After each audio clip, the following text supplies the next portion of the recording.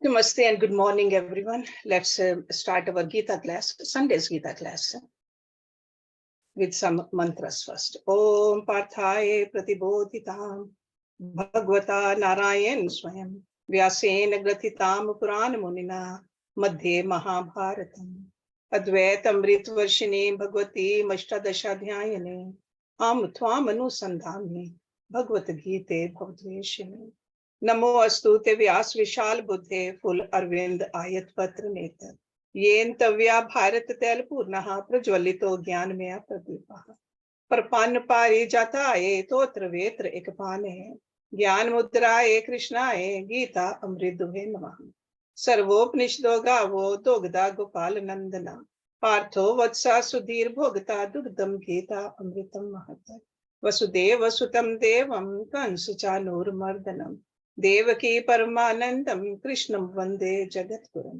भीष्म द्रोण तटा जयद्रथ जला गांधार नीलोत्पला शल्य ग्राहवती कृपेन वहनी कर्णेन वेलाकुला अश्वत्थाम विकर्ण घोर मकरा दुर्योधन अवर्तने सो तीर्णा खलु पांडवई रन नदी के वर्तका केशवा पाराशरे वत्सरोजमलम गीता अर्थगंधोटकम नानाख्यानक केसरम हरि कथा संबोधन अबोधितम लोके सज्जन षटपदय रह पेपिये मानम मुदा भूयाद भारत पंकजम कलिमल पटवंसी न श्रेयसे मूकम करोति वाचालम पंगुम लंघ्यते गिरिम यत्कृपातमं वंदे परमानंद माधवम यम ब्रह्म वरुण इंद्र रुद्र मरुतः स्तुन्वन्ति दिव्ये स्तवे वेदे सांग पद क्रमोपनिषदे गायन्ति यम सामगा ध्यानवस्थित तद्गतेन मनसा पश्यन्ति यम योगिनो यस्यन्तं न विदुषुर असुरगना देवाय तस्मै नमः.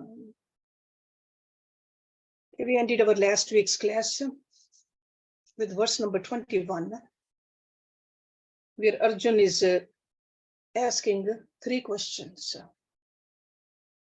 And the first question is, how can we recognize this realized person who has gone beyond the influences of the gunas? How do we recognize? And the second question he asked, how does he behave? Because he has gone beyond the guns, how does he behave in this world? The world which is full of Maya. And the third question is that how did he conquer this Maya? Okay, because it's not only for some people, it's for all of us, and we need to know how do we conquer it. It's a very beautiful question, sir.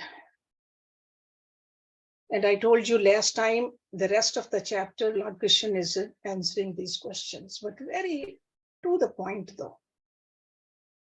First question is answered with the verse number 22. Second question answered, verse number 23, 24, and 25. And the third question is answered in verse number 26. Okay, so if we read these, because it has been mentioned before also, all these qualities, but over here, direct answer to these beautiful 3 questions. Let's look at verse number 22, the answer to the first question. Prakasham cha pravritim cha moham eva cha pandava na dveshti sampravritani na nivritani kankshati. Prakasham, light. Cha means and, pravritim, activity. Cha means and, moham, delusion. Ev means even. Cha means and, Pandava, that is for Arjuna. Because he's directly talking to Arjuna. That's why it's called the Upanishad. Na dveshti, not hates. Sampravritani, when gone forth. Na means not, nivritani, when absent. Kankshati, longs. Light, activity, and delusion. When present, O Pandav, he hates not, nor longs for them, when absent.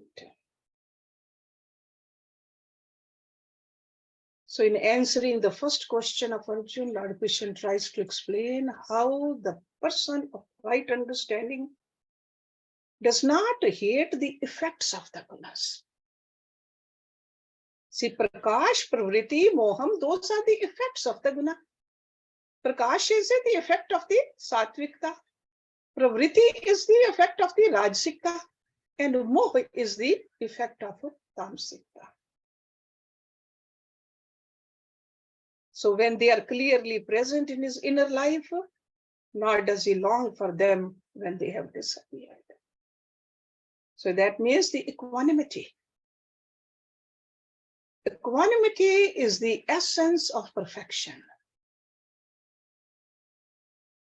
And a man of knowledge, this wise person, a yogi, is ever in perfect balance. He craves for nothing, nor does he strive to acquire anything new. To have and not to have, both are equal to this person. Why? Because he is beyond both, living a life of inward peace. That inward peace, we know, is totally independent of all the environments. There could be a chaos outside, still there could be an inward peace. So light, activity, and delusion, when present, he hates not. Okay. So again, remember, these guns are indicated here by their effects. So their presence within him does not create in him either any special attachment nor any particular aversion.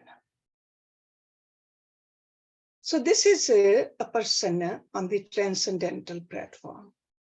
That means that person has mastered the art of distancing himself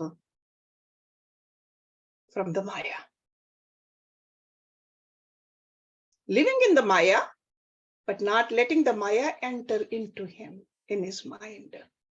So that's why he's not in the least affected by them, and he hates them not. So there's no longing and there's no hate.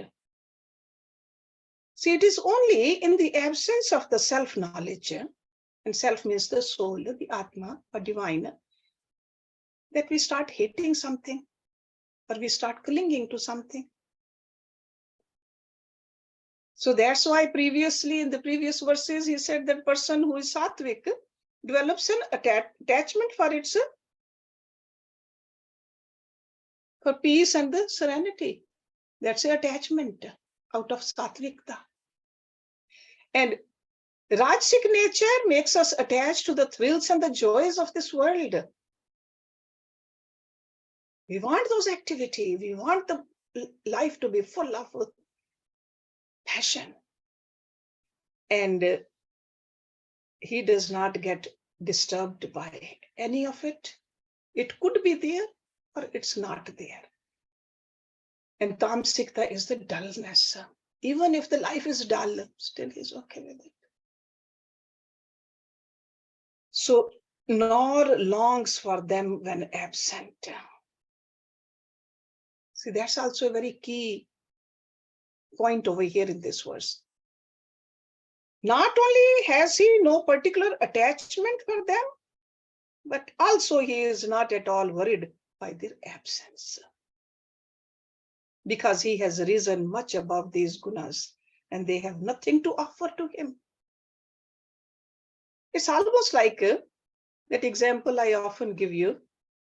A millionaire has plenty of money in the account. It is immaterial whether or not he gets by chance $1 on the road or even a quarter in the parking lot.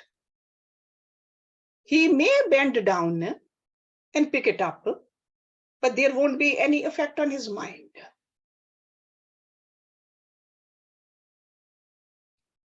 But a poor person will be thrilled under those circumstances. So this is what happens to this realized person. Whether he loses it or whether he gains it, no effect on the equanimity. So ordinary vehicles of joys and sorrows can no more supply any special quota of experiences to him.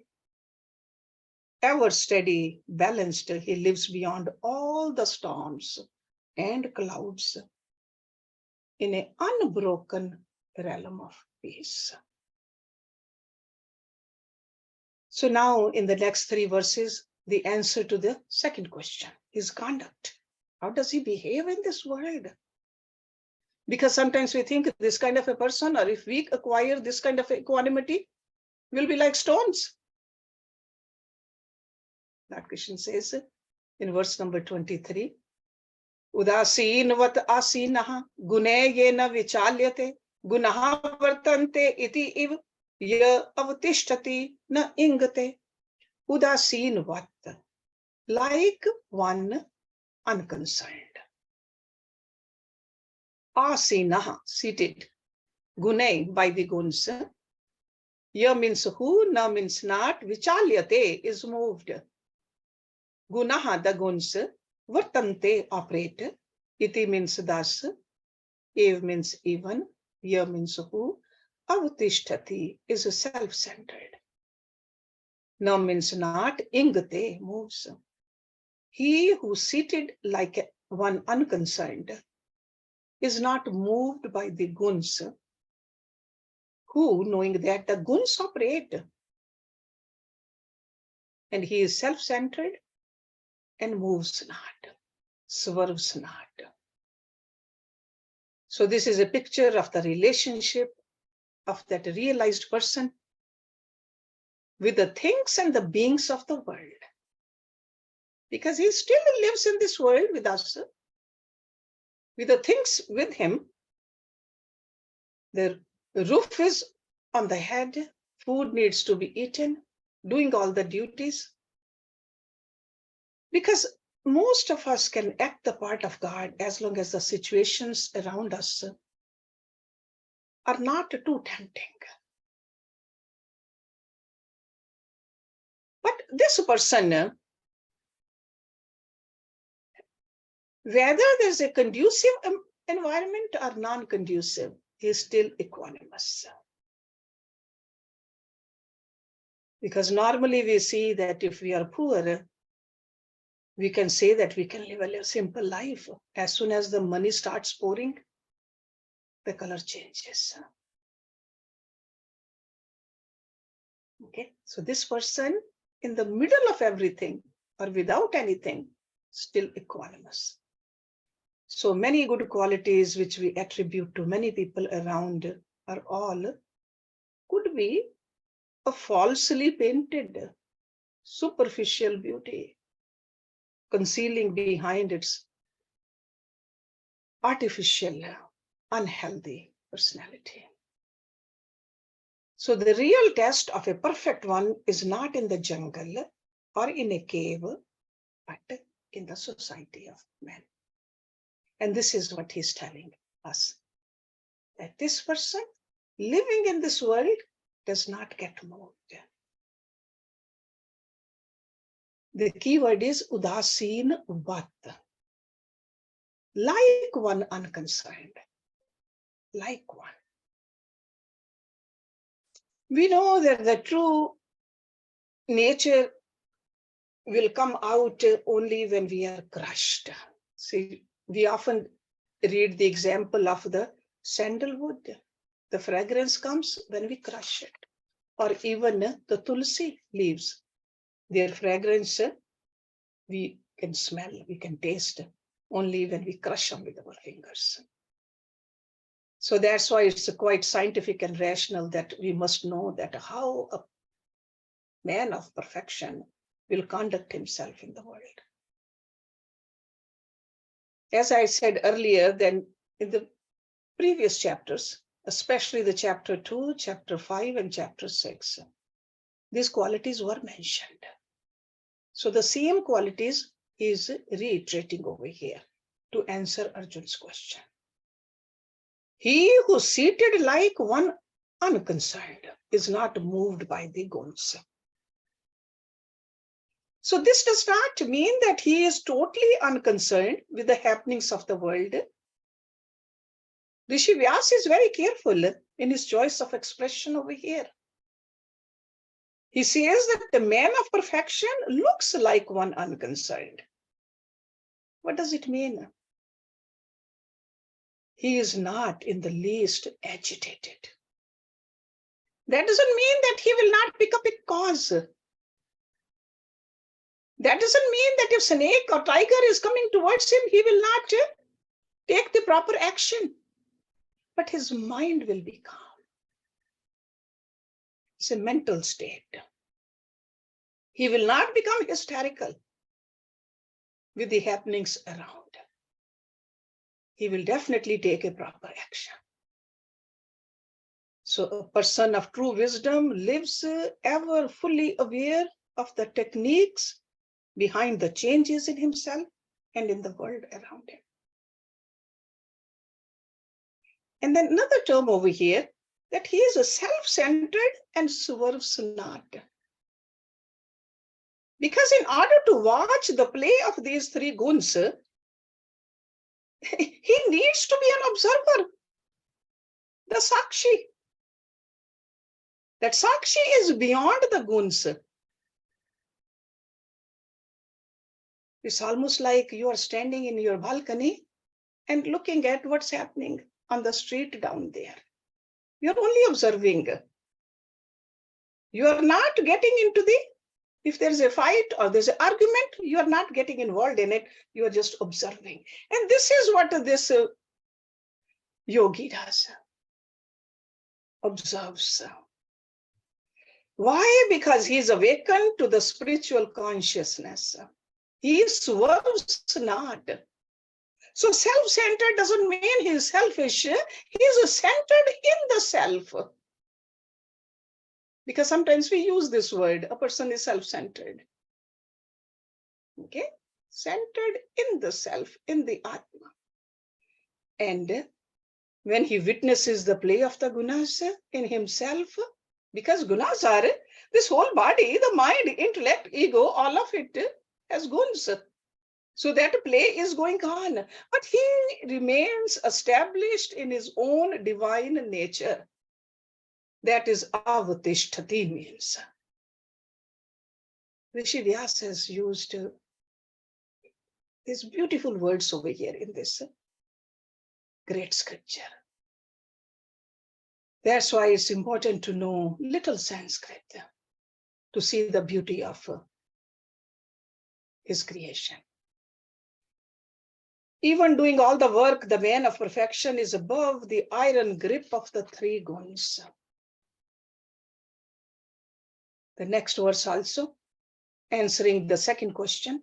Sam dukha sukha swastha, sam losht asham kanchana, tulye priya apriya dhira, tulye ninda atam samstuti.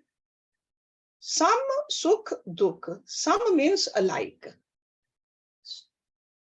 Dukh is the pain, sukh is the pleasure. So alike in pain and pleasure. Swasatha, standing in his own self. Again, this is a compound word, swa, satha. Satha means established. Swa means own self. Sam lost asham kanchana, regarding a clod of earth, a precious stone, and gold alike. Lost asham kanchan. Tulye priye abriya, same to the dear and not dear. Dhiraha, firm. Tulya ninda atam samstuti, the same in the criticism and self-praise. So somebody is praising you or somebody is criticizing you. Same. Alike in pleasure and pain, who dwells in the self, to whom a piece of earth, that means like a dirt, a precious stone, and a gold are alike. To whom the dear and the not dear are the same. He's firm. Same in criticism and praise. Because he is awakened to this state of God. There cannot be any deep and sincere relationship with the experiences of the lower world. Whether it be a joy or sorrow, things dear or not dear, blame or praise. These are all experiences we all go through, but we get shaken up. A yogi stays balanced. These are all experiences. Any given day we go through several times. The very first thing he said, who dwells in the self, swastha. See, normally swasth word, we say that it's a healthy. Healthy person is called a swasth person. But technically, swastha means you're established in your real self. A person who has transcended the gunas. Because guns are the one who rule the tendencies of the mind. And he lives in a world of his own. World of his own means above the plane of the Maya. He goes into the Maya, deals with the Maya, but he still stays established in himself. Pleasure and pain, he said. This world gives us these stimuli, and we respond to them. And these responses are pleasure and pain. That which is pleasurable to a person is bound to be painful to another. These are like a opposite of each other.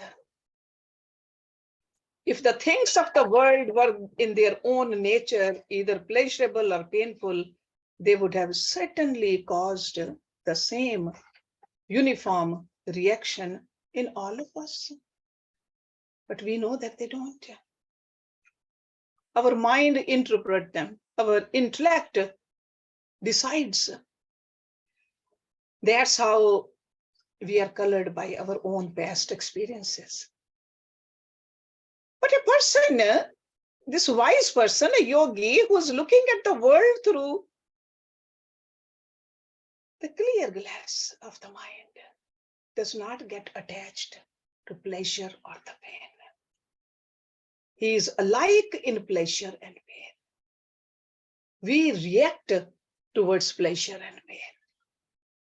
This is the difference. That doesn't mean he doesn't feel it, but the reaction part, he says, equanimous. Regarding a clod of earth, precious stone, and gold alike, sure, these are the possessions of things. Who puts a value on them? We do. But to an awakened person, man of wisdom, all these possessions are one and the same. From his estimation, none of them has a real value. Because he has found the ultimate reality. See, it's almost like when we were little, I did it, I'm sure you did also. Collected the feathers, collected stones, collected stamps, even collected butterflies. We all did that. After a while, did it have any value? In this country, the kids collect the cards. And those cards, baseball cards and all those cards, it's very precious to them. Then they're done with it. Wise person, this yogi, he says, yeah, these are the possessions, material things. I'm done with it. I have played with it. There's no real value in it. Because I have found the ultimate. So the awakened person, his sense of infinitude, these limited possessions have no charm at all. Then he says, same towards things dear and things not dear. It's like a love and hate. Dear and not dear are all our reactions to the agreeable and disagreeable natures of things or situations. So they are from the level of our mind. The average person who is plunged in identification with his own mind and intellect suffers the world, interprets it as agreeable or disagreeable, and that's how he brings down upon himself a lot of confusion as well as problems. But a person of the steady wisdom, in that equilibrium, equanimity, is not disturbed at all. Perfectly situated. And then the last thing he said, same in criticism and praise. If somebody criticizes us in dream or praises us in dream, when we get up, what is our reaction? We say it was just a dream. This awakened person has awakened. That's why we call him awakened from these delusory part of this life. So awakened from the dream, the man of wisdom evaluates the blame and praise of the world outside and finds them both utterly insignificant. Because otherwise, if somebody praises us, we just jump up. Somebody blames us, we go into sadness. But not this person. So pleasure and pain, good and bad, possessions, agreeable and disagreeable experiences, joys and sorrows, praise and blame are some of the conditions of life by which we get entangled. And then we get agitated, we feel sorrowful, and this person does not. Then the last verse to answer this second question. So these answers are, how does he deal with people and the things in this world? This is what he's telling us. Manapamaneyo tulya mitra aripakshayo sarv arambh parityagi gun atitaha sa uchyate.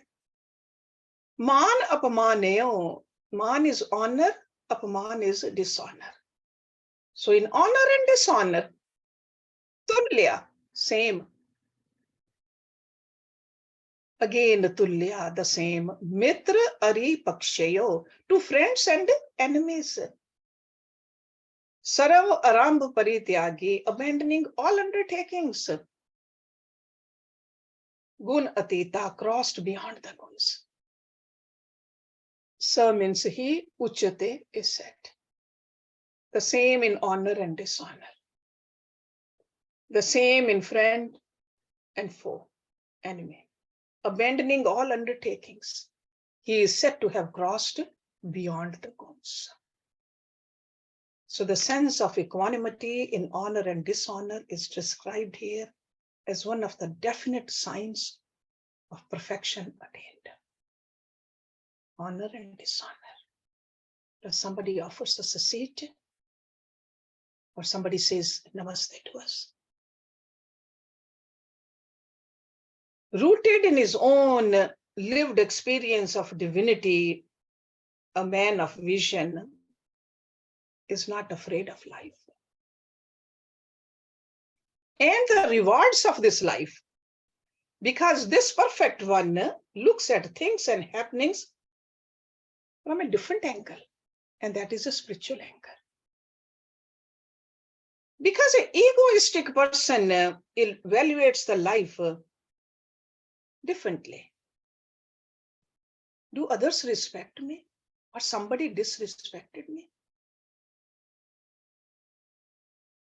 this person's evaluation is a little different. Actually, if we look at it, in our ordinary life, there are some leaders.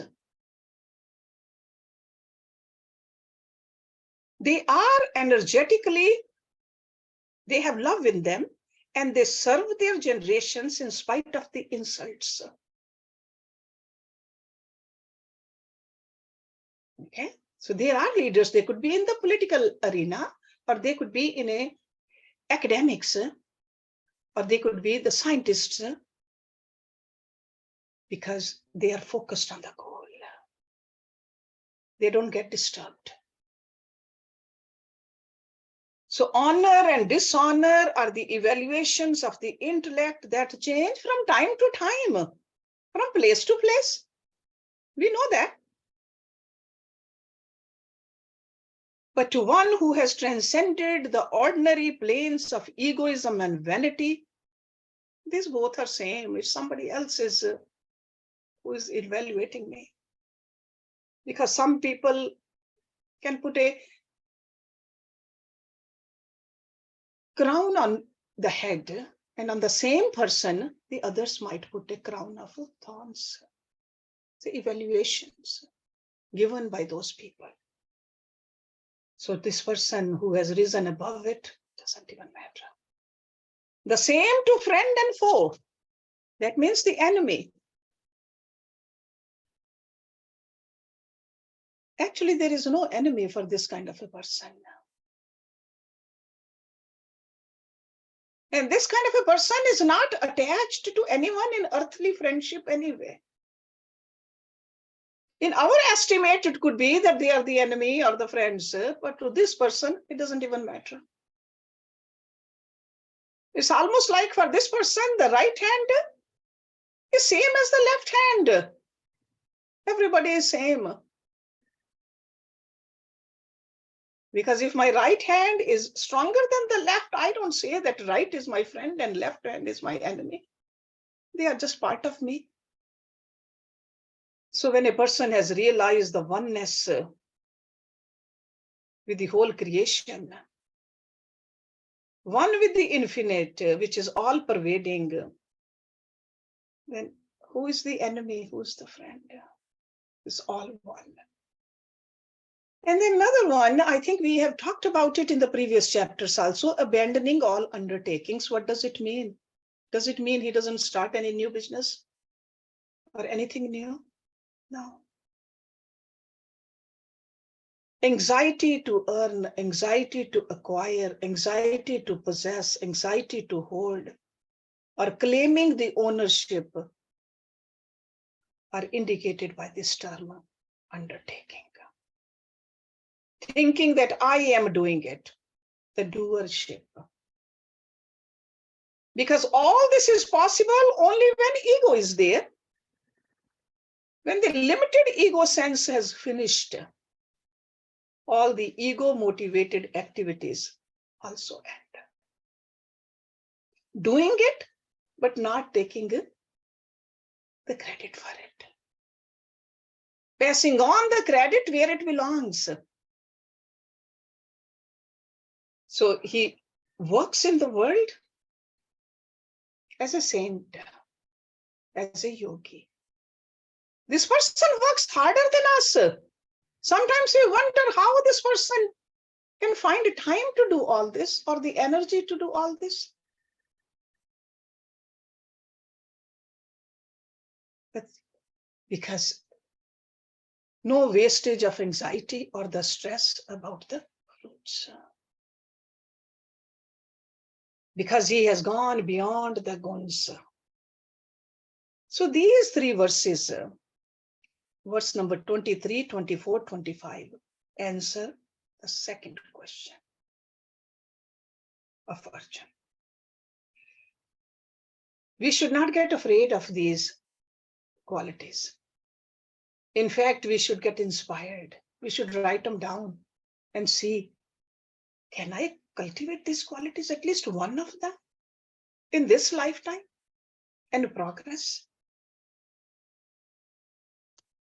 Because they form the essential marks that indicate one who has risen above the gunas. In the next verse, verse number 26, he's answering the third question. How did he transcend these gunas?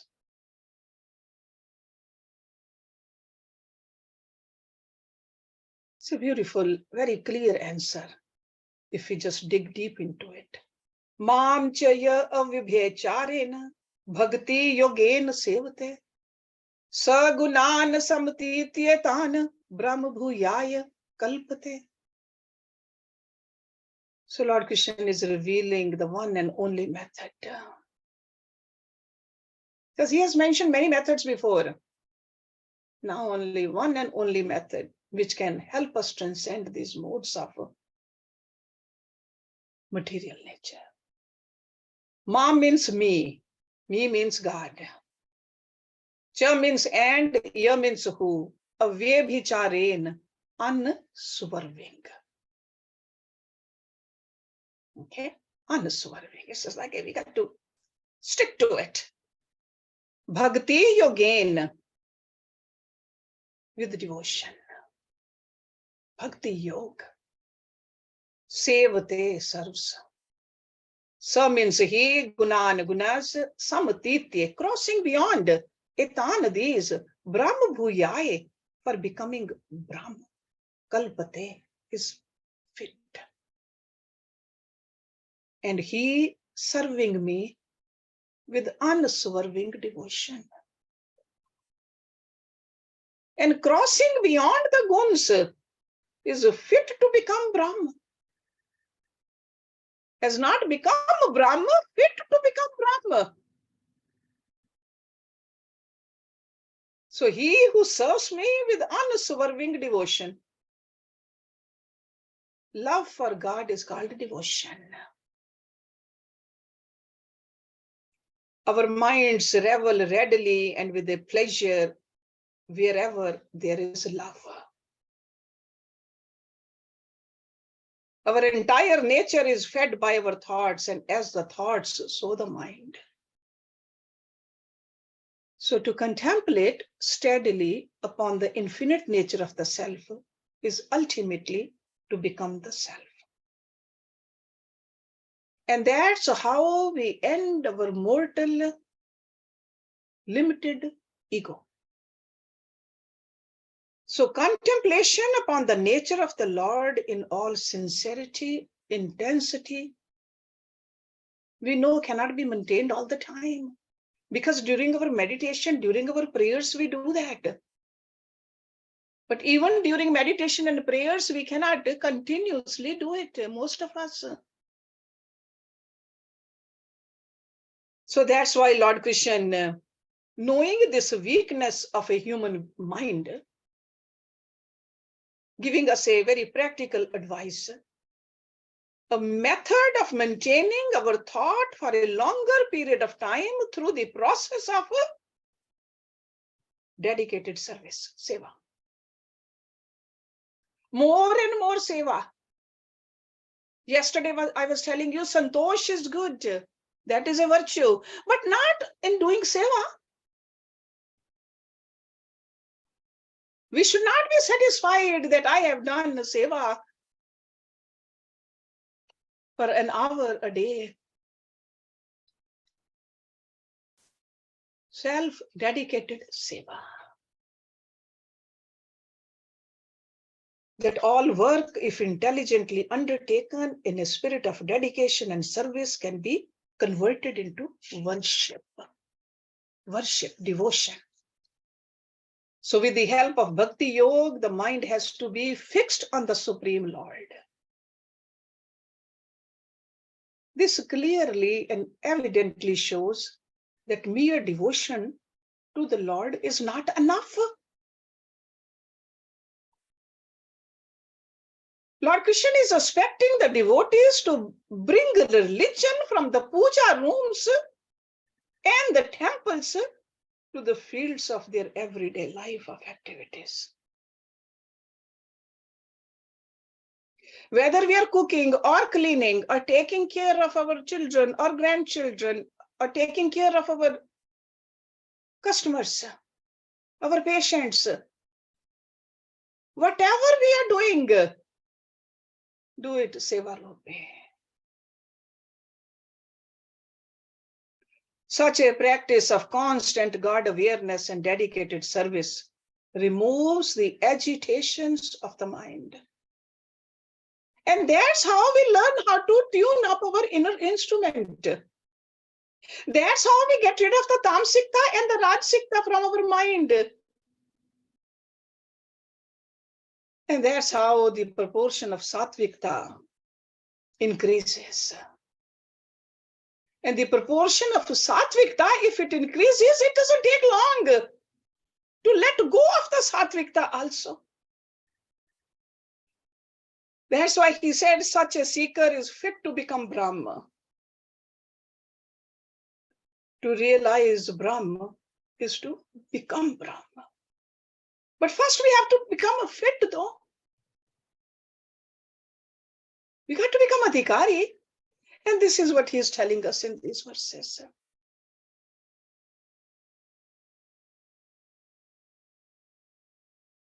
Time moves fast when we study Bhagavad Gita. Wanted to finish this chapter, but I think I'll have to stop here. And I'll finish next week with the last verse. And right now, I would like, instead of bhajan, I would like Urmil to recite the rest of the verses which she has composed, okay, of this chapter. Okay. Oh.